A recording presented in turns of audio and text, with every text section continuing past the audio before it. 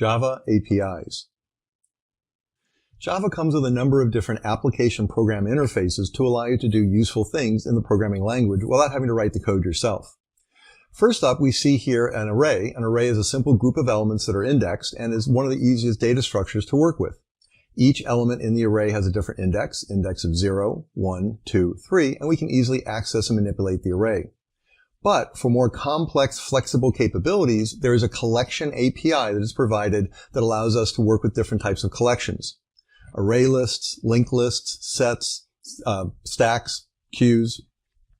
And we can do things like add, update, remove, search, and rearrange. So the collection API is very useful for allowing us to manipulate collections of objects. The Java Streams APIs allow us to efficiently filter, map, and reduce large streams of data. They perform these actions upon data using lambda expressions. And lambda expressions are a form of functional programming in Java.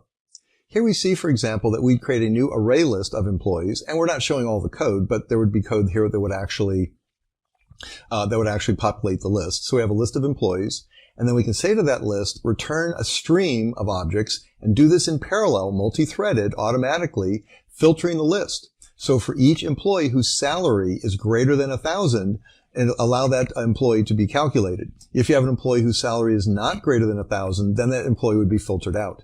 Then for each of the employees whose salary is greater than 1,000, we're going to calculate a bonus for that employee. So we calculate the bonus for each employee, and this can be done in parallel. So Java Streams APIs are a very powerful way of manipulating working with large data sets. Java also comes with input-output APIs. This allows you to transfer data through a series of interconnected streams. These are different streams than we saw in the previous slide.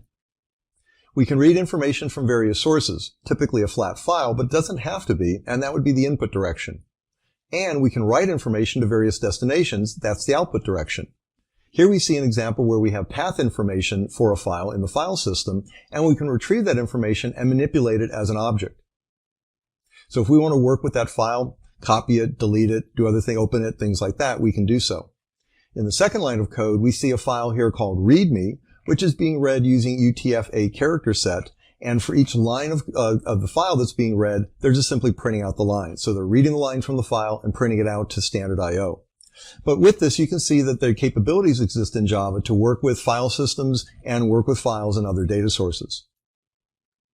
There's also a Java concurrency API that will take advantage of multi-core CPU architectures. It'll execute code concurrently to achieve better performance and user experience. It'll create multiple different tasks that all can run basically at the same time. Now, of course, that's going to be affected by how many CPUs you actually have and other workloads in the computer. But basically, from day one when Java was first created, the ability to create multi-threaded code has been there. So here we see an example where we're going to create a callable object of type big decimal to do a calculation with, called tax calculation.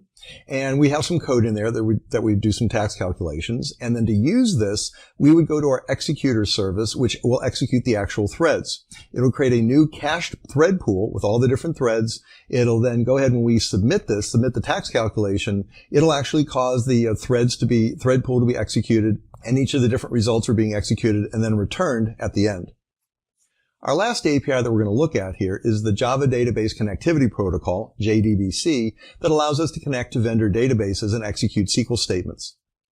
The Java Persistence API, JPA, has code that allows Java objects to be written to relational databases and relational SQL data to be read from those databases, queried from those databases, and then create Java objects as a result. This is called object relational mapping as we move Java data into a database and database data into Java objects.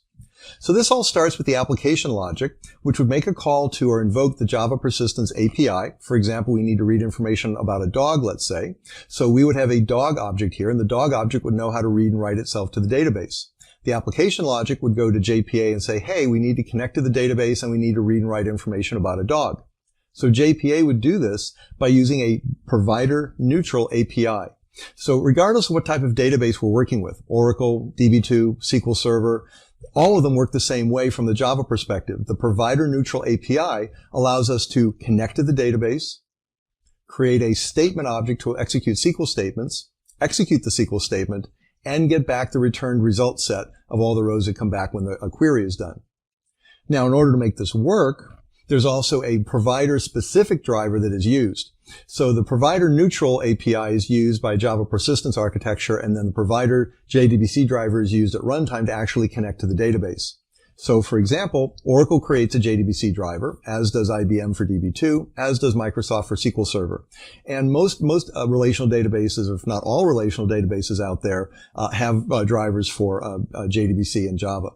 So we see here that the application logic asks JPA to read or write to the database. It uses the provider-neutral API to connect, execute a statement, and get a result set, or write to the database. The provider JDBC driver connects to the database using a native database protocol, and then the database responds to the SQL statements that are implemented. There are other APIs as well, and we cover those in the Java Learning subscription.